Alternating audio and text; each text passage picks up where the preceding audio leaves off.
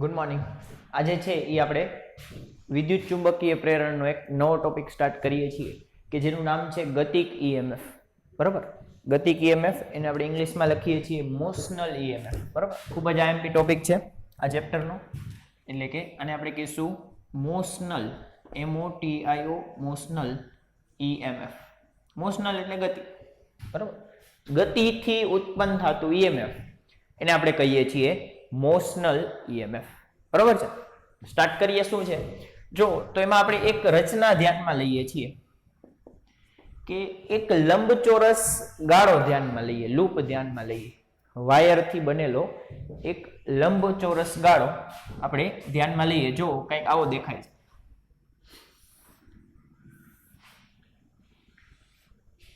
કે આ સપોઝ કે કોઈ એક લંબચોરસ ગાળો છે. બરોબર છે. થોડોક ઘાટો કરી નાખીએ એટલે થોડોક વધારે સારો દેખાય. બરોબર,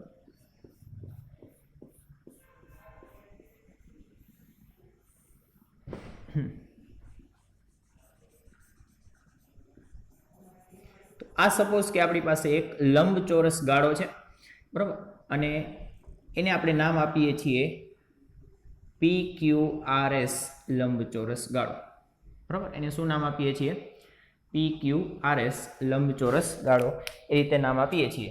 તો અહીંયાથી નામ આપું P, Q, R અને S. બરોબર છે. આ લંબચોરસ ગાળાને આપણે એક સમાન લંબ રૂપે અંદર તરફ જતા ચુંબકીય ક્ષેત્રમાં મૂકેલું છે. બરોબર, આ લંબચોરસ લૂપને અથવા લંબચોરસ ગાળાને, બરોબર, આ પ્રકારનો એક લંબચોરસ ગાળો છે. બરાબર, એને આપણે એક સમાન ચુંબકીય ક્ષેત્રની અંદર મૂકીએ છીએ. બરોબર, કે જે આમ અંદર તરફ જાય છે. એટલે કે આ ચુંબકીય ક્ષેત્ર મારે દર્શાવવું હોય તો આ રીતે દર્શાવી શકું કે અંદર તરફ જાય છે. એટલે આપણે ક્રોસ કરશું.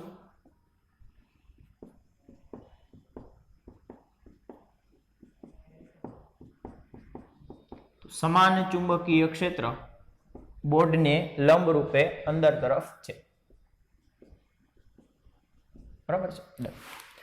હવે અહીંયા જો કે લંબચોરસ ગાળાની એક બાજુ PQ છે. આ PQ બાજુ છે એ ગતિ કરવા માટે ફ્રી છે. બરાબર, કે આ PQ બાજુ છે એ આ લંબચોરસ ગાળા ઉપર ગતિ કરી શકશે. મૂવેબલ છે, ફ્રી છે. બરાબર, આમ ફિક્સ બાંધી દીધેલી નથી, ગતિ કરવા માટે મુક્ત છે. તો એને આપણે ધ્યાનમાં લઈએ કે સપોઝ કે આ બાજુને હું આ તરફ ગતિ કરાવું છું. આ બાજુને, PQ બાજુને આપણે v જેટલા વેગથી ડાબી તરફ ગતિ કરાવીએ છીએ. બરાબર, તો આનો વેગ બતાવી દઉં કે આ PQ બાજુ એને આપણે v જેટલા વેગથી ડાબી તરફ ગતિ કરાવીએ છીએ. બરાબર છે. ભેગું ભેગું લખતું જવું પડશે કારણ કે બોર્ડ માટે એમપી ક્વેશ્ચન છે. તો જો થોડાક નાના નાના વર્ડ્સમાં લખતા જઈએ કે આકૃતિમાં PQRS લંબચોરસ, મોટા અક્ષર કરીએ એવું લાગે. આકૃતિમાં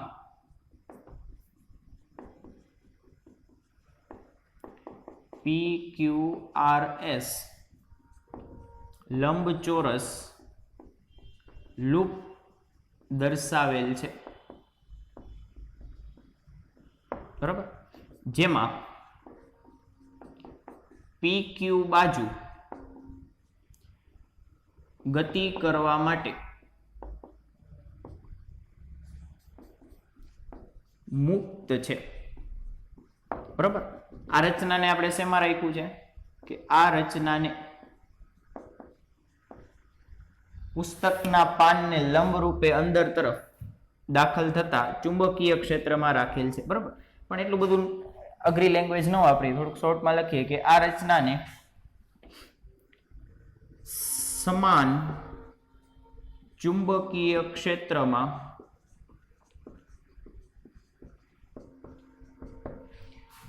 લંબ રૂપે રહે તેમ મૂકેલ છે. બરાબર, લંબ રૂપે રહે તેમ મૂકેલ છે. બરાબર. નેક્સ્ટ અહીં PQ બાજુને V જેટલી ઝડપથી PQ બાજુને V જેટલી ઝડપથી ડાબી તરફ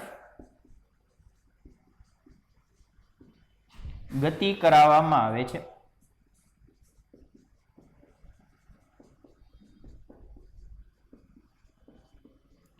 બરાબર, આ વર્ણનનું વર્ણન થઈ ગયું. આ ટાઈપનું કંઈક વર્ણન આપવું જોઈએ તમારે. હવે જો આ ગતિ કરે છે તો અહીંયા ઈએમએફ ઉત્પન્ન થશે કે નહીં? થશે તો કઈ રીતે થશે? તો તમારે બેઝિક યાદ કરવું પડે કે ઈએમએફ ઉત્પન્ન કરવા માટે ફ્લક્સનો ફેરફાર જોઈએ, ફાઈ બદલાવો જોઈએ. ફાઈ બદલાવો જોઈએ એટલે કે તમે કોને બદલાવી શકો? તો બી એ કોસ થીટા ને બદલાવી શકો. કા બી ને કા એ ને કા થીટા ને કા ત્રણેય ને કા ગમે બે ને બદલાવો, કોઈ ફરક પડશે નહીં. તો અહીંયા તમે જો કોણ બદલાય છે એટલે એક તો મેં કીધું છે સમાન ચુંબકીય ક્ષેત્ર, એટલે બી બદલાતો નથી, થીટા બદલાતો નથી. બરોબર, કારણ કે ચુંબકીય ક્ષેત્ર લંબ રૂપે ફિક્સ આપી દીધું છે. તો બદલાય છે એ. મેં આ તમને અગાઉ પણ થિયરીમાં કીધું હોય કે આપણે ક્ષેત્રફળ અથવા તો લૂપનું પરિમાણ બદલાવીને ફ્લક્સ બદલાવી શકીએ, કે એ બદલાશે તો ફ્લક્સ બદલાશે, ફ્લક્સ બદલાશે તો ઈએમએફ ઉત્પન્ન થશે. તો અહીંયા એ જ વસ્તુ થાય છે. તમે જો કે આ PQ બાજુ અંદર જશે તો લૂપનો ક્ષેત્રફળ ઘટશે. લૂપનું ક્ષેત્રફળ ઘટશે એટલે કે અંદરથી પસાર થતી ક્ષેત્ર રેખાઓની સંખ્યા ઘટશે, એટલે ફ્લક્સ ઘટશે. ફ્લક્સ ઘટ્યું એટલે કે ફ્લક્સનો ફેરફાર થયો. ફ્લક્સનો ફેરફાર થયો તો ઈએમએફ ઉત્પન્ન થશે. બરોબર, ફ્લક્સનો ફેરફાર તમે કઈ રીતે ઉત્પન્ન કર્યો? તો ક્ષેત્રફળ ઘટાડીને અથવા PQ બાજુને ગતિ કરાવીને, એટલે આને કહેવાશે ગતિક ઈએમએફ. બરોબર છે. હવે ધારો કે RS બાજુની લંબાઈ, ધારો કે આપણને આ RS બાજુની લંબાઈ છે એ L જેટલી આપેલી છે. અહીંયાથી આ લંબાઈ છે એ સ્મોલ l છે, અને હું એવું ધારું છું કે કોઈ એક સમયે આ બાજુની લંબાઈ, આ PQ બાજુની આ બાજુથી અંતર અથવા લંબાઈ એ x જેટલી છે. બરોબર, કોઈ એક સમયે કે આ PQ બાજુ છે એ RS છેડાથી x જેટલા અંતરે છે. બરોબર, તો એ જ વસ્તુ લખશું કે જો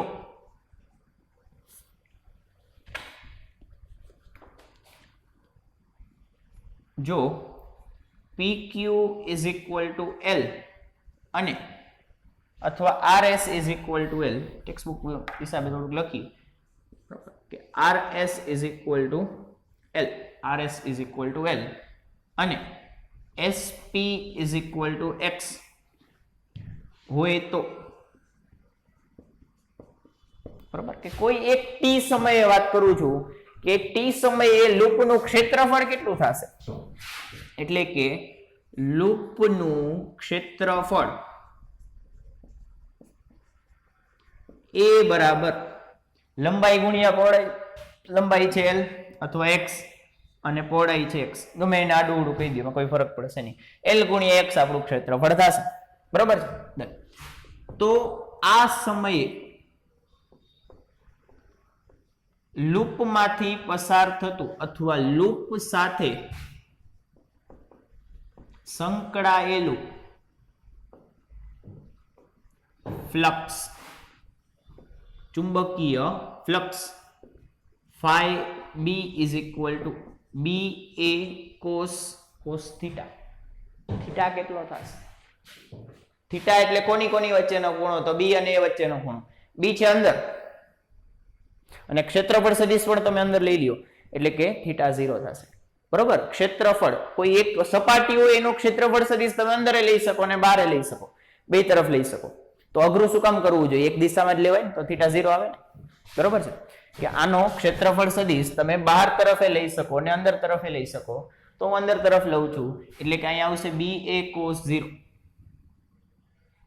બરોબર, ત્યાં પછી એક સ્ટેપ આગળ લખીએ, વાંધો નહીં, થીટા જ લખીએ. થીટાની કિંમત લખશું કે theta is equal two 0 degree પછી a is equal two l into x, એટલે કે 5b is equal two bl x cos 0 1 થાય. બરોબર છે. આ ફ્લક્સ મેળવો. હવે ફ્લક્સનો ફેરફાર અથવા તો ફેરાડેના નિયમ મુજબ ઉત્પન્ન અથવા તો પ્રેરિત થતું EMF, બરાબર, પ્રેરિત EMF epsilon is equal to minus D phi B by DT. બરોબર, એન લખવાનો સવાલ નથી આવતો કારણ કે એક જ લૂપ છે, એક જ આંટો છે. બરોબર, ઇઝ ઇક્વલ ટુ માઇનસ આનું વિકલન કરવું પડશે અહીંયા, કોનું? ફાઈ નું, બી એલ એક્સ. બી અચળ છે આપણે કહી દીધું, એલ અચળ છે, આ બાજુ બદલાતી નથી, તો ખાલી એક એક્સ વધશે, is equal to minus D by DT. બરોબર, બી એલ બાર અવતાર્યો અને ડી એક્સ બાય ડીટી. હવે અહીંયા minus D X by DT ને આપણે વી કહી દઈએ, અથવા ડી એક્સ બાય ડીટી ને આપણે માઇનસ વી કહી દઈએ. બરોબર, ટેક્સ્ટબુક પ્રમાણે લખીએ તો આમ લખશો કે dx by dt is equal to minus v. શું કામ? કારણ કે ડાબી તરફ જાય છે ને, ડાબી તરફ જાય છે એટલે કે વેગ ઋણ લીધો છે, એટલે આપણે ઋણ નિશાની આપી છે કે અંતરનો ફેરફાર dx by dt એટલે વેગ થાય, ડાબી તરફ જાય છે એટલે ઋણ લીધો છે. બરોબર, આ x ઘટે છે ને, x માં સતત ઘટાડો થાય છે, ઘટાડો થાય છે એટલે ફેરફાર ઋણ હશે, એટલે અહીંયા માઇનસ v લીધો છે. બરોબર છે, તો આમાં કિંમત લખો. શું લખશું? માઇનસ dx બાય dt, એટલે આ dx બાય dt અને આ માઇનસ, એ બે ની જગ્યાએ આપણે લખી નાખશું માઇનસ v bl, કા પછી આમ લખો તો પણ ચાલશે કે માઇનસ v. આની જગ્યા ઉપર આપણે માઇનસ v લખી નાખીએ, માઇનસ માઇનસ પ્લસ એટલે blv. આ શું મળ્યું? એપ્સાઇલોન. બરાબર, epsilon is equal two BLV. બરાબર છે, તો યાદ રહેશે BLV એટલે કે ગતિક EMF નું સૂત્ર છે, અને યાદ રાખવાની સરસ રીત છે. બરાબર, આવા ઘણા સૂત્ર આપણે આવશે, તમારે મિક્સઅપ થશે, ચોથા ચેપ્ટરના સૂત્ર ભેગું મિક્સઅપ થશે કે F is equal two bill ને એવા ઘણા બધા સૂત્ર છે, BIL. બરાબર, આ epsilon is equal two BLV. બરાબર, epsilon is equal two BLV, તો કદાચ બાલવીર કયો તો હાલશે. બરોબર, ગતિક EMF આપણો એક બાલવીર છે, તો epsilon is equal two BLV. હવે આમાં થોડુંક આગળ લખીએ કે અહીં આ પ્રેરિત તો થઈ ગયું, દિશા કોણ આપશે? એપ્સાઇલોન તો મળી ગયું, હવે પ્રેરિત પ્રવાહની દિશા કોણ આપશે? સપોઝ કે લૂપનો અવરોધ R હોય, લૂપનો આપણને અવરોધ R આપેલો હોય, તો પ્રેરિત પ્રવાહ is equal to epsilon by R થાય. ઈ પ્રેરિત પ્રવાહની કિંમત મળી જશે એપ્સાઇલોન ઉપરથી, અવરોધ ઉપર, પણ એની દિશા કઈ રીતે મળશે? તો દિશા આપણે લેન્ઝના નિયમથી ફાઇન્ડ કરશું કે અહીં તમે જો કઈ રીતે ફાઇન્ડ કરશો. દિશા સાઈડમાં ફાઇન્ડ કરી દઉં તો ફ્લક્સ ઘટે છે, અહીં શું થાય છે? ફાઈ ઘટે છે, અંદર જાય છે એટલે ફાઈ ઘટશે, ફાઈ ઘટશે એટલે કે બી ઘટતું હોય. બરાબર, બહારનું બી ઘટે છે, બાહ્ય ઘટે છે, બાહ્ય ચુંબકીય ક્ષેત્ર ઘટે છે, તો પ્રેરિત ચુંબકીય ક્ષેત્ર, તેથી પ્રેરિત ચુંબકીય ક્ષેત્ર એ બાહ્ય ક્ષેત્રની દિશામાં હશે.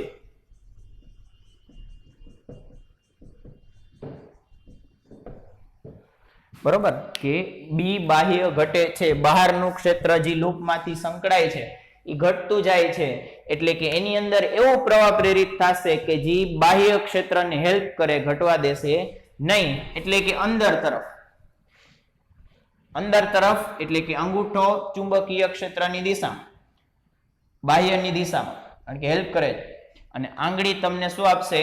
પ્રવાહની દિશા આપશે, એટલે કે અંગૂઠો અંદર તરફ, આંગળી આમ ફરે છે. બરાબર, આંગળી આમ વળે છે, એટલે કે આ દિશા થશે આપણી પ્રવાહની દિશા. બરાબર છે, તો જો પ્રવાહની દિશા બતાવી દઈ.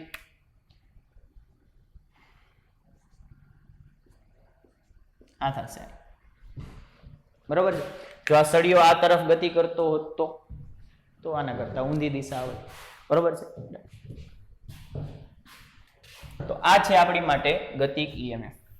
તો અહીંયા આપણે લખશું કે અહીં આપણને સમઘડી દિશામાં પ્રવાહ ઉત્પન્ન થાય છે, બરોબર. અહીં પ્રવાહની દિશા સમઘડી થશે, સમઘડી મળે છે. અને અહીંયા પણ તમે લખી શકો કે આ ઈએમએફ પીક્યુ વાહકની ગતિથી ઉત્પન્ન થતા હોવાથી તેને ગતિક ઈએમએફ કહે છે, બરાબર. તેને ગતિક ઈએમએફ કહે. હવે અહીંયા એક નોંધ લખજો, બરોબર, કે આ એક ખૂબ જ વ્યાપક ટોપિકનો એક નાનો એવો ભાગ છે ગતિક ઈએમએફ, બરોબર. ટોપિક પૂરો અહીં 3 માર્કમાં કે 2 માર્કમાં તમારે આટલું લખી આવવું પડે, બરોબર છે. હવે આમાં એક એક્સ્ટ્રા વસ્તુ હું કરાવું તો આ તમને એક અલગ કિસ્સો આપેલો છે, આખા એક ટોપિકનો એક કિસ્સો આપેલો છે. જો કે અહીં નોંધ લખજો, બરોબર,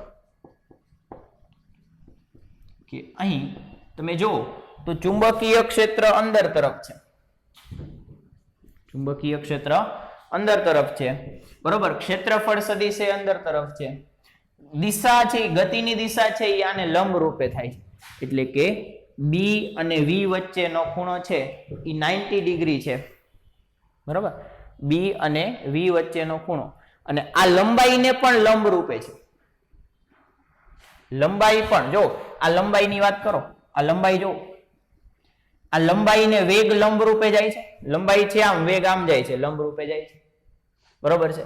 પછી લંબાઈ છે આમ, ચુંબકીય ક્ષેત્ર અંદર રૂપે જાય છે, એટલે આ બંને લંબાઈને પણ લંબ રૂપે પસાર થાય છે. એટલે કે આ એવો કિસ્સો છે કે જેની અંદર ચુંબકીય ક્ષેત્ર, વેગની દિશા અને બંધ ગાળાની લંબાઈ એ ત્રણેય પરસ્પર લંબ છે. ચેક કરી લેવાની છૂટ છે, બરોબર, કે ચુંબકીય ક્ષેત્ર હજી બહારથી આપ્યું છે, પ્રેરિત તો એ તો બદલાતું રહેશે. એટલે બહારનું ચુંબકીય ક્ષેત્ર, વેગની દિશા અને લંબાઈ, બંધ ગાળાની લંબાઈ અથવા પહોળાઈ કયો, મને કોઈ ઇસ્યુ નથી, તમને ખબર હોવી જોઈએ, બરોબર. એ ત્રણેય પરસ્પર લંબ રૂપે છે.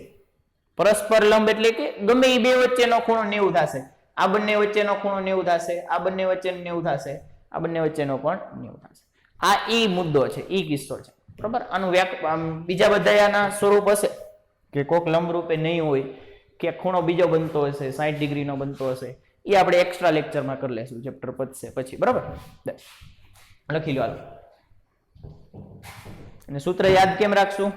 Epsilon is equal two Balvi અથવા બીએલવી.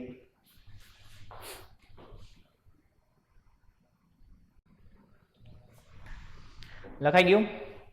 હાલો, તો હવે આની પછીનો ક્વેશ્ચન સ્ટાર્ટ કરીએ, બરોબર, કે જેને આપણે ઘણા બધા નામ આપી શકીએ, કે એને આપણે કહી શકીએ કે ગતિક ઈએમએફ ની સમજૂતી, કે આ જ વસ્તુ તમારે અલગ રીતે સાબિત કરવી છે, બરોબર. એ પણ તમે નામ આપી શકો કે ગતિક ઈએમએફ ને સાબિત કરવાની બીજી રીત, અથવા તો આ ઈએમએફ ની સાચી સમજૂતી, બરોબર. આ તો આપણે લેન્ઝના લો ની હેલ્પથી આપી, પ્રવાહની દિશા કઈ રીતે આપી? લેન્ઝના લો ની મદદથી આપી. પણ આ તમારે બીજી રીતે આપી હોય કે વધારે કોઈ સારી મેથડ, બરોબર, કે વધારે કોઈ મૂળભૂત મેથડ, તો એની મદદથી પણ આપણે આપી શકીએ. તો જો હવે એ જ વસ્તુ આપણે કરશું, છે ગતિક ઈએમએફ જ, પણ આની સમજૂતી આપણે થોડીક અલગ રીતે આપીએ છીએ.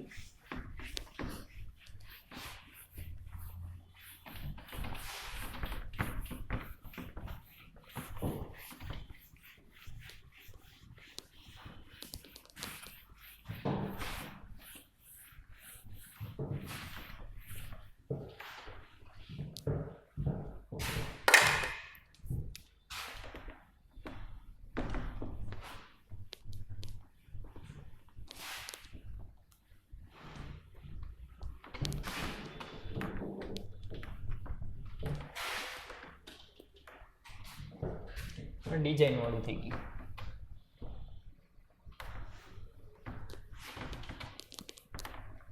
હા ચાલો જો હાલ બરોબર. તો ગતિક EMF ની બીજી સમજૂતી આપીએ છીએ. કઈ રીતે આપીએ જો કે હવે આપણે લૂપ નથી લેવી. આ વખતે આપણે શું કરીએ છીએ કે એક લૂપ લેતા નથી, એની જગ્યાએ ખાલી એક જ સળિયો લઈએ છીએ, ખાલી PQ બાજુ ધ્યાનમાં લઈએ છીએ. એટલે સપોઝ કે આ છે એ આપણું ચુંબકીય ક્ષેત્ર છે કે જે લંબ રૂપે અંદર તરફ છે.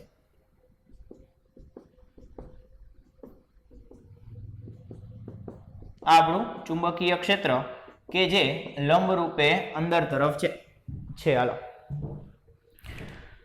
આની અંદર આપણે એક સળિયો PQ મૂકીએ છીએ. ઓલી લૂપ નો ખાલી PQ સળિયો હતો જે ગતિ કરતો હતો, એ ખાલી એક સળિયાને અહીંયા મૂકું છું, બીજું કઈ મૂકતો નથી. એટલે કે આ છે આપણો PQ સળિયો.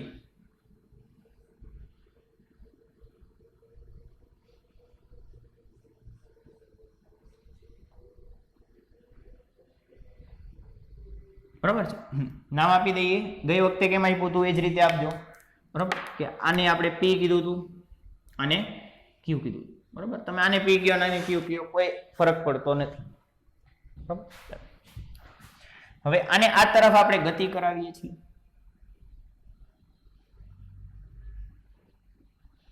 v ઝડપથી ગતિ કરે છે આ ભાઈ. બરાબર છે. હા, આની સમજૂતી કઈ રીતે આપશું જો સીધી સમજૂતી ઉપર આવીએ કે આપણે સ્ટાર્ટ કરીએ લખવાનું. ભેગું ભેગું લખતું જવાનું છે. બરાબર કે તમને ખબર છે કે સળિયો છે એ વાહક છે. બરાબર, ધાતુનો સળિયો છે એટલે એની અંદર પ્રબળ માત્રામાં મુક્ત ઇલેક્ટ્રોન હશે. બરાબર કે અહીં ધાતુમાં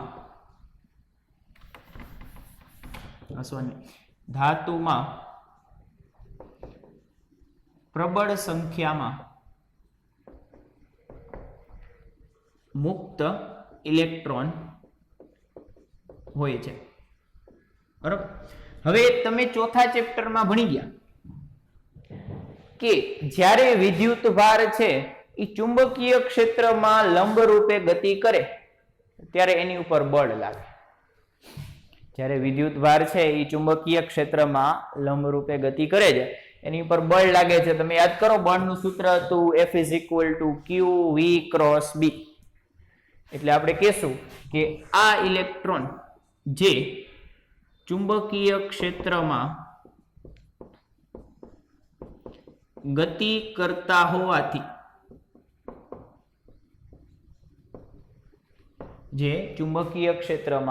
કરતા હોવાથી લોરેન્જ બળ અનુભવે છે.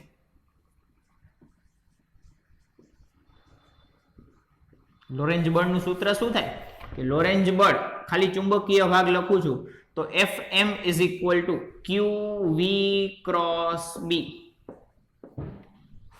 અનુભવે છે.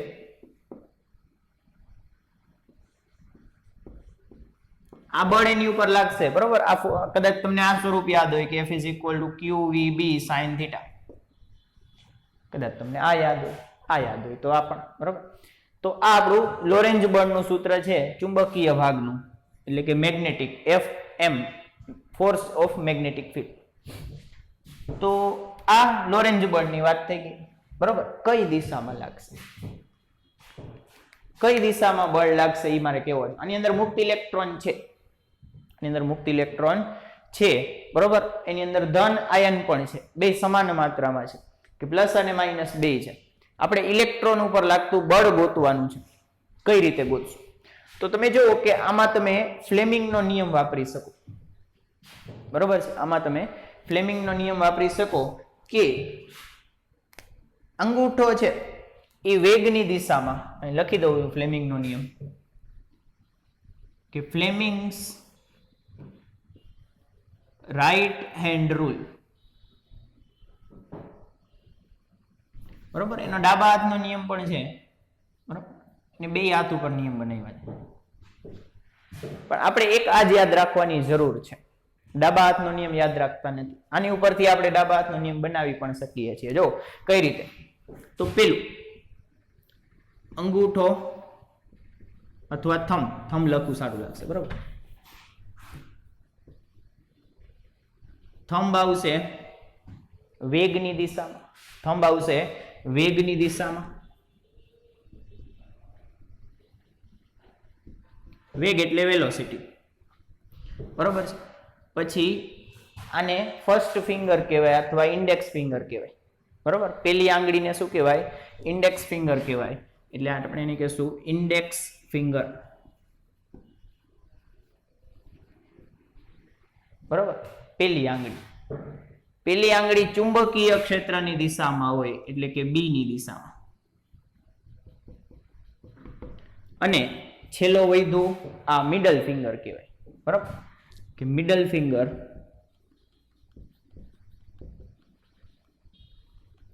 ઈ આવશે આપણી પ્રવાહની દિશામાં.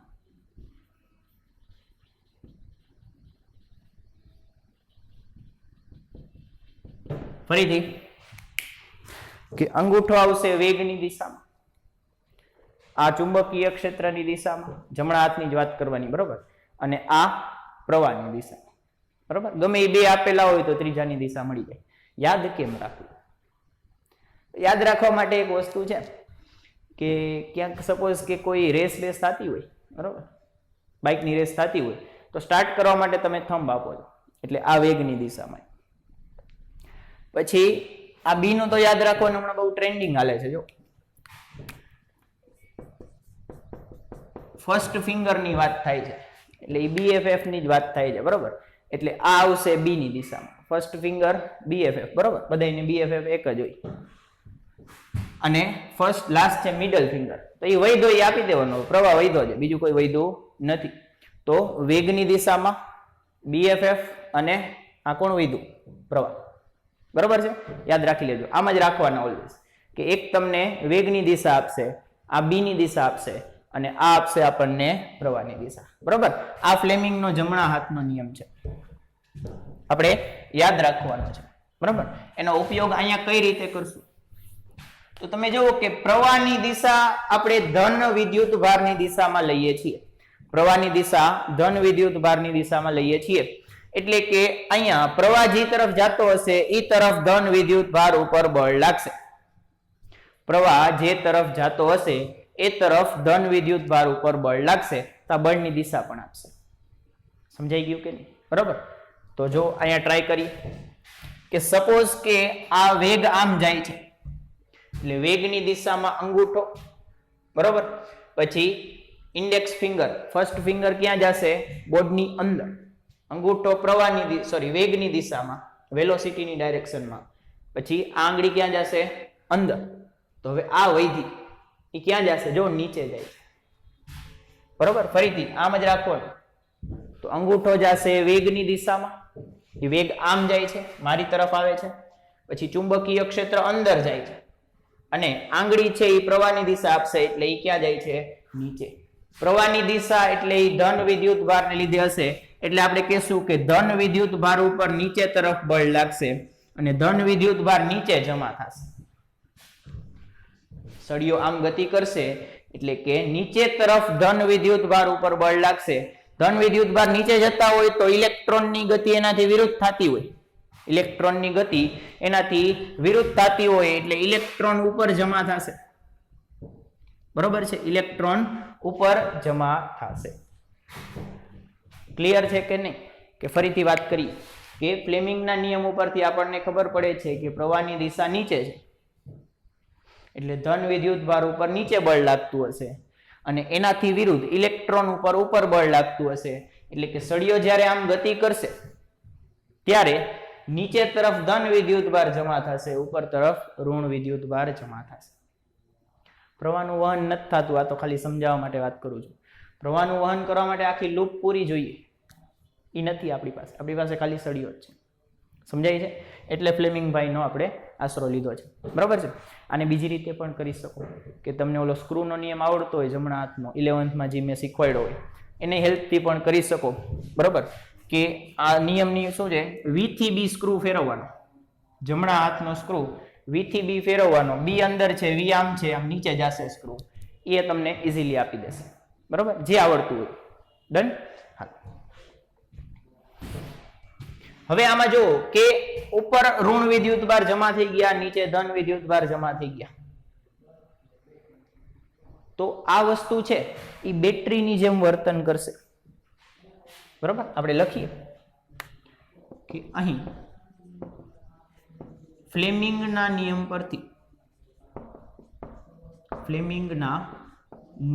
પરથી વિદ્યુતભાર અથવા ધન વિદ્યુતભાર ઉપર નીચે તરફ બળ લાગશે અને ઇલેક્ટ્રોન પર ઉપર તરફ એટલે કે P થી Q બળ લાગે છે. બરાબર છે, ઇલેક્ટ્રોન ઉપર તરફ બળ લાગે છે. ડન. પછી નેક્સ્ટ એટલે કે આ વસ્તુ છે ને એ બેટરીની જેમ વર્તન કરે છે. બરાબર, આ વસ્તુ છે એ બેટરીની જેમ વર્તન કરે છે. અને ધન વિદ્યુતભારનું લખી નાખીએ કે ધન વિદ્યુતભાર પર Q થી P બળ લાગે છે અથવા અનુભવે છે. બરાબર, આ આપણો બળ લાગવાનો કાર્યક્રમ પૂરો. હવે તમે જુઓ કે ધારો કે સળિયાની લંબાઈ છે એ L છે. બરાબર, કે જો સળિયાની લંબાઈ L હોય તો અહીંયા ઇલેક્ટ્રોન ઉપર થયેલું કાર્ય, અહીંયા વિદ્યુતભાર ઉપર થયેલું કાર્ય, કે તમે વિચારો કે ઇલેક્ટ્રોન અહીંયાથી ઉપર તરફ ગયા એટલે કેટલું અંતર કાપ્યું, તો L જેટલું અંતર કાપ્યું, તો એની ઉપર થયેલું કાર્ય એટલે કે ઇલેક્ટ્રોન પર થયેલું કાર્ય W ઇઝ ઇક્વલ ટુ બળ ગુણ્યા સ્થાનાંતર. બળ કેટલું લાગ્યું? QVB. બળ કેટલું લાગ્યું? QVB જેટલું બળ લાગ્યું.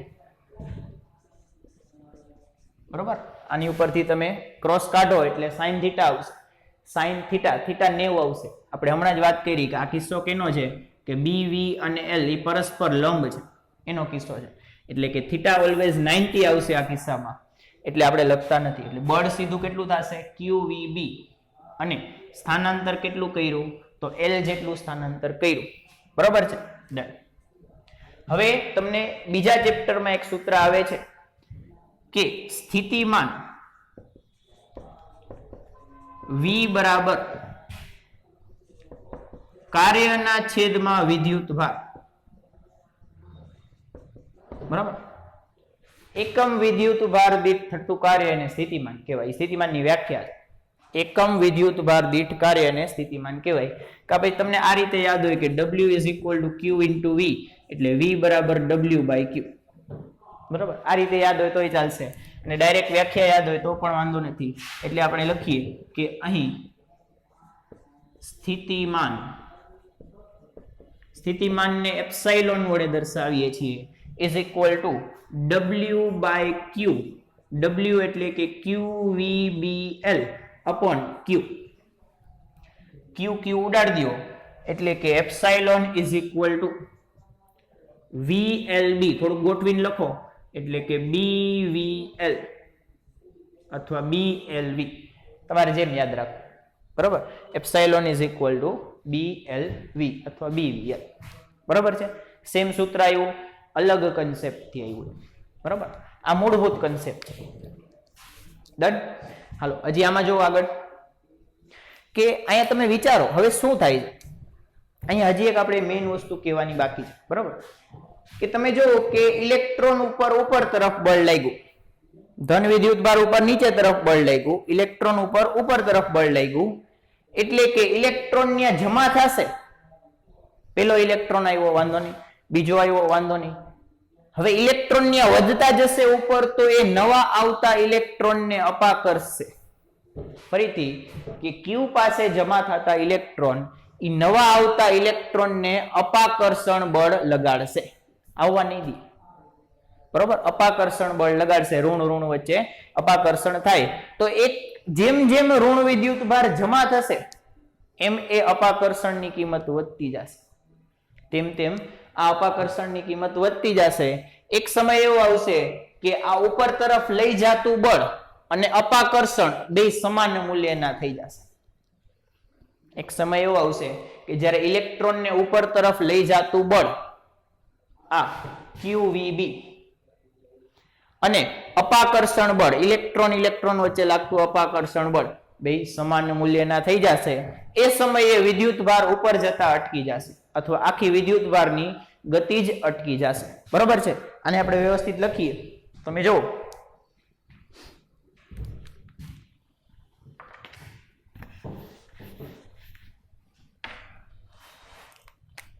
કે અહીં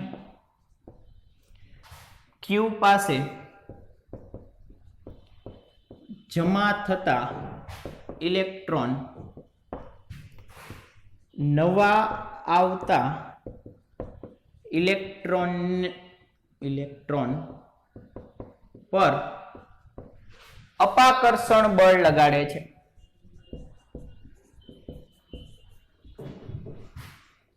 અપાકર્ષણ બળ છે તો વિદ્યુત બળ ને વિદ્યુત ભાર વચ્ચે લાગતું બળ છે ને, તો અપાકર્ષણ બળ લગાડશે. બરોબર. એક સમયે આ અપાકર્ષણ બળ અને આ ઉપર તરફ લાગતું QVB બળ બંને સમાન મૂલ્યના થશે. આ QVB બળને આપણે કહીએ છીએ FM.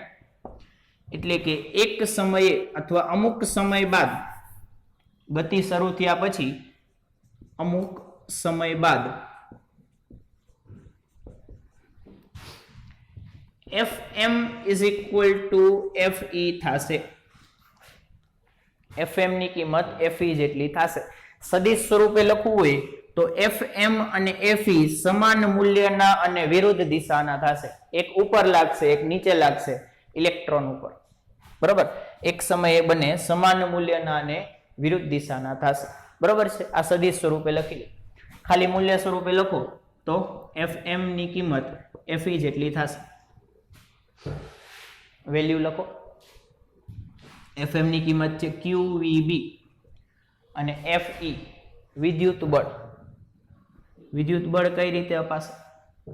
વિદ્યુત બળનું સૂત્ર છે FE is equal to KQ1 Q2 upon R2 અથવા તો Q into E.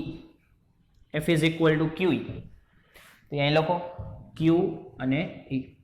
Q cut કરો એટલે કે VB is equal to E મળશે. બરાબર. આ આપણી માટે સૂત્ર થાય. બરાબર. હવે તમે જુઓ કઈ પરિસ્થિતિ શું છે કે જેમ જેમ સળિયો તમે આમ લેતા જાઓ એમ અહીંયા ઋણ જમા થશે Q પાસે ને અહીંયા ધન જમા થશે. તો જમા કરી દઈએ થોડા કે ઉપર ઋણ ભાર જમા થશે અને નીચે ધન વિદ્યુત ભાર જમા થશે. એક એવો સમય આવશે કે જ્યારે આ બંને બળ સરખા થઈ જશે ત્યારે વિદ્યુત ભારોની ગતિ અટકી જશે. બરોબર. ત્યારે વિદ્યુત ભારોની ગતિ અટકી જશે અને અહીંયા આ બંને છેડા વચ્ચે ઉત્પન્ન થતા EMF કેટલા છે? આટલા છે. બરોબર છે. હવે એક વસ્તુ નોંધો કે આ આખી રચના એ બેટરીની જેમ કામ કરશે. બરોબર. કે ઇલેક્ટ્રોન અહીંયા માઇનસના ઇલેક્ટ્રોન પ્લસ પાસે જઈ શકતા નથી કારણ કે વિદ્યુત બળ FM નડે છે. FM ઉપર લઈ આવે છે. બરોબર છે. એટલે આપણે એને ટૂંકો માર્ગ આપી દઈએ. આપણે આ ઇલેક્ટ્રોનને વાયર વડે જોડી દઈએ, એક ટૂંકો માર્ગ આપી દઈએ. બરોબર. આપણે આ શું કરીએ? અહીં દોરું છું જો કે આ આપણો સળિયો, એની ઉપર તરફ ઋણ જમા થઈ ગયા છે, નીચે તરફ ધન જમા થઈ ગયા છે. બરોબર. હવે એને તમે શું કરો કે એક વાયર વડે જોડી દો. અહીંયા વચ્ચે લેમ્પ લગાડી દો, અવરોધ લગાડી દો, ગમે લગાડી દો અને આમ જોડી દો.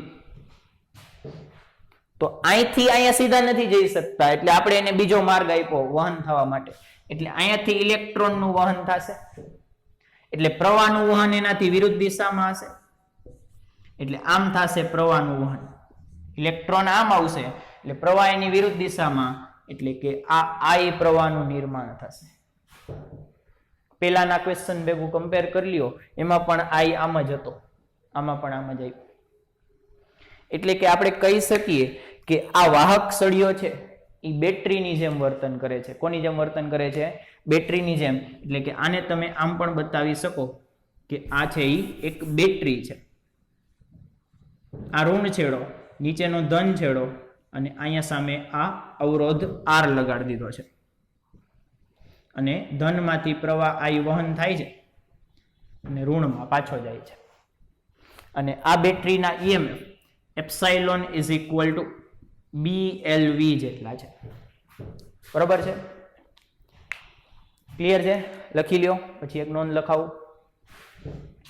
બરાબર, લખવાનું સૂત્ર ખાસ એમ બી છે, એક આ અને એક અહીંયાથી આ દિશા કઈ રીતે મેં લીધી, ફ્લેમિંગનો નિયમ.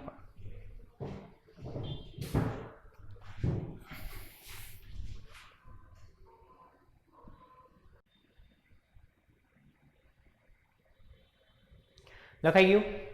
હાલો જોવો આગળ. બરાબર, કે અહીં એક વસ્તુ તમે નોંધો કે EMF ઉત્પન્ન કરવા વાળો મેઇન વ્યક્તિ કોણ છે? EMF ઉત્પન્ન થાય કોને લીધે છે? તમે યાદ કરો કે બેટરીની અંદર EMF કોને લીધે ઉત્પન્ન થાય? તો બેટરીની અંદર રાસાયણિક બળોને લીધે, કેમિકલ ફોર્સિસને લીધે વિદ્યુત ભાર જમા થતા હોય, કે ધન ધ્રુવ ઉપર ધન વિદ્યુત ભાર જમા થાય બેટરીની અંદર, ઋણ ધ્રુવ ઉપર ઋણ જમા થાય બેટરીની અંદર. કોને લીધે જમા થાય? તો એ થાય રાસાયણિક બળને લીધે. અહીંયા જમા કરવા વાળું બળ કયું છે? તો અહીંયા જમા કરવા વાળું બળ છે આ QVB FM. ચુંબકીય બળ કહી શકો, લોરેન્જ બળ કહી શકો. બરાબર છે? કે આ કિસ્સામાં ગતિક EMF ના કિસ્સામાં વિદ્યુત ભારોને જમા કરાવવા વાળું બળ કયું છે? આને બેટરી બનાવવા વાળું બળ કયું છે? તો એ છે લોરેન્જ બળ અથવા તો ચુંબકીય બળ. બરાબર છે? આટલી વસ્તુ યાદ રાખજો, એટલે એક મસ્ત કન્સેપ્ટ સમજાવું છું. બરાબર છે? ટેક્સ્ટબુકમાં આપેલો છે પણ વ્યવસ્થિત નથી, આપણે થોડુંક ડીપમાં સમજીએ. જો ડસ્ટર કહેંગે આ બધી કાઢ નાખો.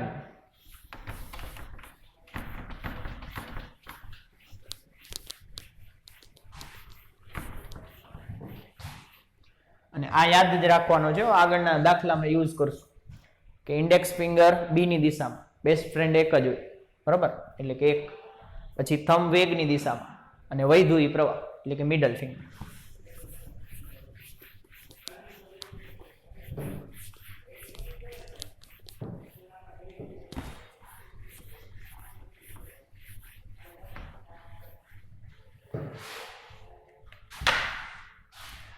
જો હાલ એક આપણે વસ્તુ વિચારીએ કે સપોઝ કે તમારી પાસે આ એક લૂપ છે અને અહીંયા એક ચુંબક છે. બરાબર, આનો N ધ્રુવ છે, આ S ધ્રુવ છે. એની રચના પાછી લઈએ કે આ છે લૂપ અને આ પાછું ચુંબક.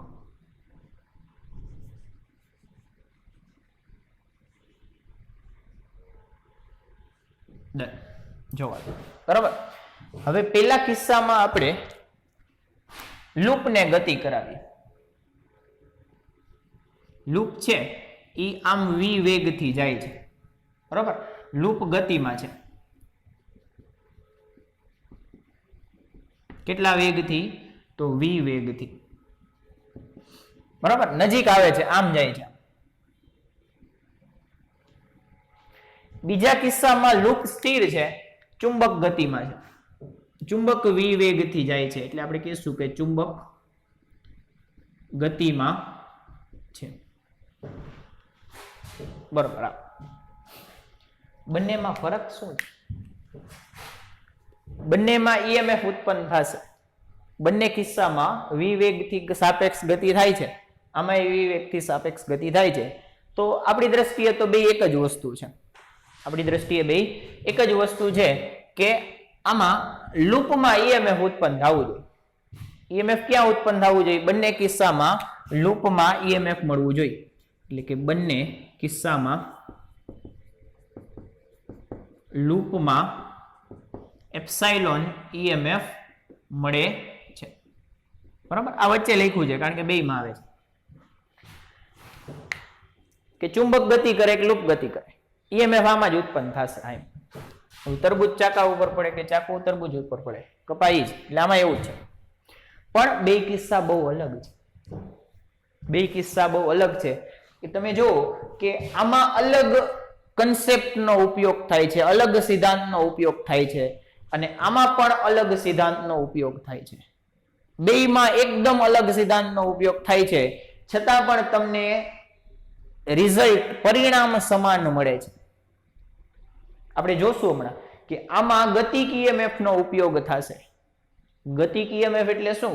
તો ચુંબકીય ક્ષેત્રમાં બંધ ગાળાને અથવા તો વાહકને ગતિ કરાવો તો EMF ઉત્પન્ન થાય, એને ગતિક EMF કહેવાય. તો આ ચુંબકીય ક્ષેત્ર ઉત્પન્ન કરશે, એ ચુંબકીય ક્ષેત્રમાં લૂપ ગતિ કરશે. બરોબર છે? એટલે આમાં તમને ગતિક EMF થી EMF મળશે કે EMF ગતિક EMF થી મળે છે, EMF ના સિદ્ધાંતથી મળે છે.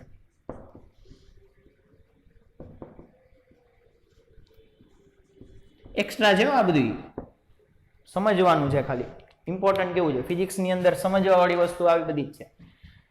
અને આની અંદર ગતિક EMF નથી આવતા. આની અંદર ક્યાં આ ગતિ કરે છે?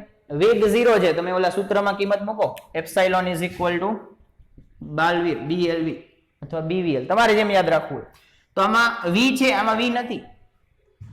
બરોબર? તમારે વાહકની ગતિને ધ્યાનમાં લેવાનો. આમાં મેં વાહકની ગતિને ધ્યાનમાં લીધું.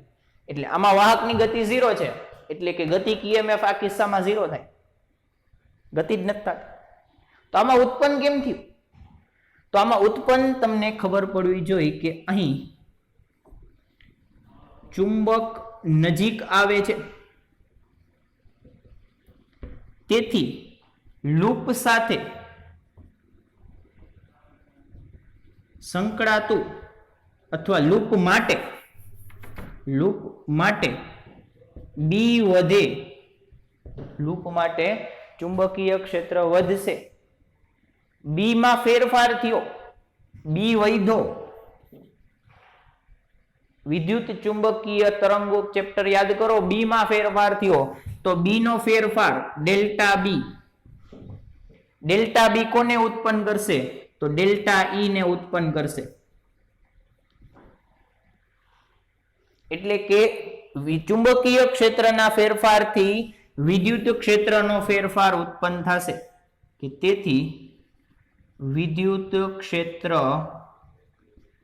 ઉત્પન્ન થશે. એટલે કે અહીંયા વિદ્યુત ક્ષેત્ર મળશે તમને. ઈ વિદ્યુત ક્ષેત્ર અંદર પ્રવાહ ઉત્પન્ન કરશે. વિદ્યુત ક્ષેત્ર આવે એટલે વિદ્યુત ક્ષેત્રની અસર હેઠળ વિદ્યુત ભારો ગતિ કરે. ઇલેક્ટ્રોન વિદ્યુત ક્ષેત્રની વિરુદ્ધ દિશામાં જાય અને ધન વિદ્યુત ભાર વિદ્યુત ક્ષેત્રની દિશામાં બળ લાગે. એટલે કાંઈ ઇલેક્ટ્રોન ગતિ કરવા માંડશે એટલે પ્રવાહ ઉત્પન્ન થશે. બરાબર? જેથી વિદ્યુત ભારો ગતિ કરશે. વિદ્યુત ભારો એટલે ઇલેક્ટ્રોન ગતિ કરશે ને પ્રવાહ પ્રેરિત થશે. તો આમાં પ્રવાહ કોણ પ્રેરિત કરે છે? તો ઓલો QVB બળ લાગે છે એટલે આટલું EMF ઉત્પન્ન થશે. આમાં બી નો ફેરફાર થશે એટલે ઈ ઉત્પન્ન થશે. આ ઉત્પન્ન થયેલું વિદ્યુત ક્ષેત્ર પ્રવાહ ઉત્પન્ન કરશે. તમે જુઓ કે બેયમાં રિઝલ્ટ સરખું મળશે, કિંમત બેયમાં સરખી જ મળે છે. બેયમાં એપ્સાઇલોન જ ઉત્પન્ન થશે કે તમે આને નજીક લઈ જાઓ કે આને લઈ જાઓ, પણ આ બે ખૂબ જ અલગ સિદ્ધાંત છે. આ ક્વેશ્ચન તમને મને નહીં, આ ક્વેશ્ચન આઇન્સ્ટાઈનને પણ નડતો હતો. બરોબર? કે આઇન્સ્ટાઈનનું એક જનરલ રિલેટિવિટીનું પેપર છે, સાપેક્ષવાદનું રિસર્ચ સંશોધન છે. એનું ટાઇટલ આ છે, એનું ટાઇટલ આ પ્રોબ્લેમ છે. બરાબર? એ પેપર તમારે જોવું હોય કદાચ તો આવું એનું નામ છે, ઇલેક્ટ્રોડાયનેમિક્સ ઓફ મૂવિંગ બોડીઝ.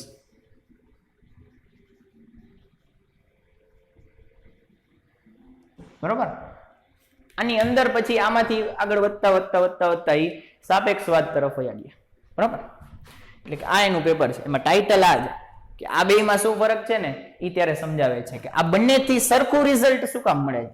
કે આ અલગ સિદ્ધાંત છે, આ અલગ સિદ્ધાંત છે, બંનેથી મળતું EMF સરખું શું કામ છે એ આની અંદર કીધું છે.